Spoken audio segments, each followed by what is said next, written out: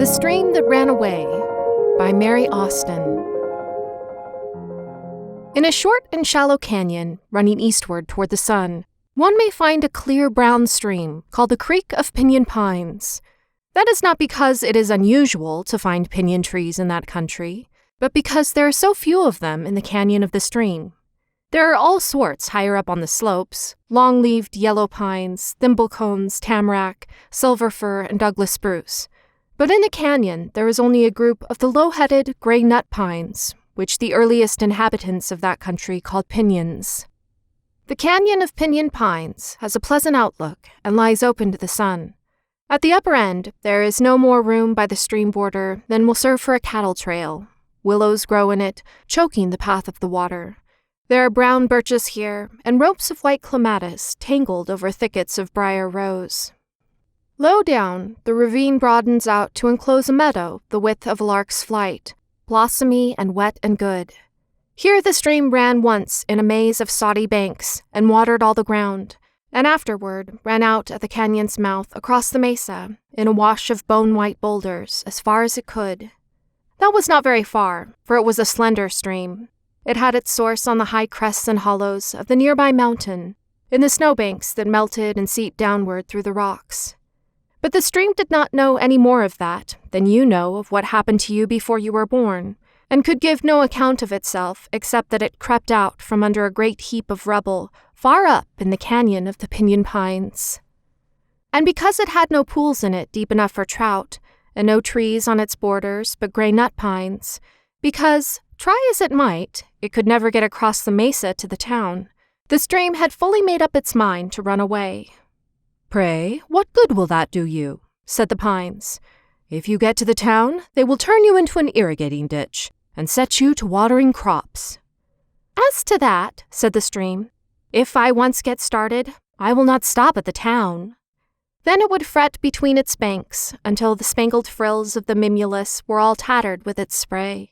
Often, at the end of the summer, it was worn quite thin and small with running, and not able to do more than reach the meadow.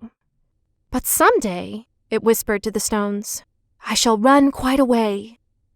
If the stream had been inclined for it, there was no lack of good company on its borders. Birds nested in the willows, rabbits came to drink. One summer, a bobcat made its lair up the bank opposite the brown birches, and often the deer fed in the meadow. In the spring of one year, 2 old men came into the canyon of Pinyon Pines. They'd been miners and partners together for many years. They had grown rich and grown poor, and had seen many hard places and strange times. It was a day when the creek ran clear, and the south wind smelled of the earth. Wild bees began to whine among the willows, and the meadow bloomed over with poppy-breasted larks. Then said one of the old men, "Here is a good meadow and water enough. Let us build a house and grow trees. We are too old to dig in the mines." "Let us set about it," said the other, for that is the way with two who have been a long time together. What one thinks of, the other is for doing. So they brought their possessions, and they built a house by the water border and planted trees. One of the men was all for an orchard, but the other preferred vegetables. So they did each what he liked, and were never so happy as when walking in the garden in the cool of the day, touching the growing things as they walked, and praising each other's work. They were very happy for 3 years. By this time the stream had become so interested it had almost forgotten about running away. But every year it noted that a larger bit of the meadow was turned under and planted, and more the men made dams and ditches by which to turn the water into their gardens. "In fact," said the stream, "I am being made into an irrigating ditch before I have had my fling in the world. I really must make a start." That very winter, by the help of a great storm, the stream went roaring down the meadow, over the mesa, and so clean away, with only a track of muddy sand to show the way it had gone. All that winter, the 2 men brought water for drinking from a spring, and looked for the stream to come back. In the spring they hoped still, for that was the season they looked for the orchard to bear. But no fruit grew on the trees, and the seeds they planted shriveled in the earth. So by the end of summer, when they understood that the water would not come back at all, they went sadly away. Now the Creek of Pinyon Pines did not have a happy time. It went out into the world on the wings of the storm and was very much tossed about and mixed up with the other waters, lost and bewildered. Everywhere it saw water at work, turning mills, watering fields, carrying trade, falling as hail, rain, and snow. And at last, after many journeys, it found itself creeping out from under the rocks of the same old mountain in the canyon of Pinyon Pines.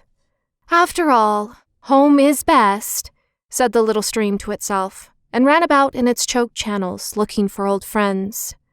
The willows were there, but grown shabby and dying at the top. The birches were quite dead, and there was only rubbish where the white clematis had been. Even the rabbits had gone away. The little stream ran whimpering in the meadow, fumbling at the ruined ditches to comfort the fruit trees, which were not quite dead. It was very dull in those days, living in the canyon of Pinyon Pines. "But it is really my own fault," said the stream, so it went on repairing the borders as best it could. About the time the white clematis had come back to hide the ruin of the brown birches, a young man came and camped with his wife and child in the meadow. They were looking for a place to make a home. "What a charming place," said the young wife. "Just the right distance from town, and a stream all to ourselves. And look, there are fruit trees already planted. Do let us decide to stay." Then she took off the child's shoes and stockings to let it play in the stream. The water curled all about the bare feet and gurgled delightedly. "Ah, do stay," begged the happy water. "I can be such a help to you, for I know how a garden should be irrigated in the best manner." The child laughed and stamped the water up to his bare knees.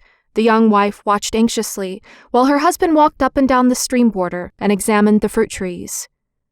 "It is a delightful place," he said, "and the soil is rich. But I am afraid the water cannot be depended upon. There are signs of a great drought within the last 2 or 3 years. Look, there is a clump of birches in the very path of the stream, but all dead, and the largest limbs of the fruit trees have died. In this country, one must be able to make sure of the water supply. I suppose the people who planted them must have abandoned the place when the stream went dry. We must go on farther." So they took their goods and the child and went on farther. "Ah, well," said the stream, "that is what is to be expected when one has a reputation for neglecting one's duty. But I wish they had stayed. That baby and I understood each other." It had made up its mind not to run away again, though it could not be expected to be quite cheerful after what had happened. If you go to the canyon of Pinyon Pines, you will notice that the stream, where it goes brokenly about the meadow, has a mournful sound.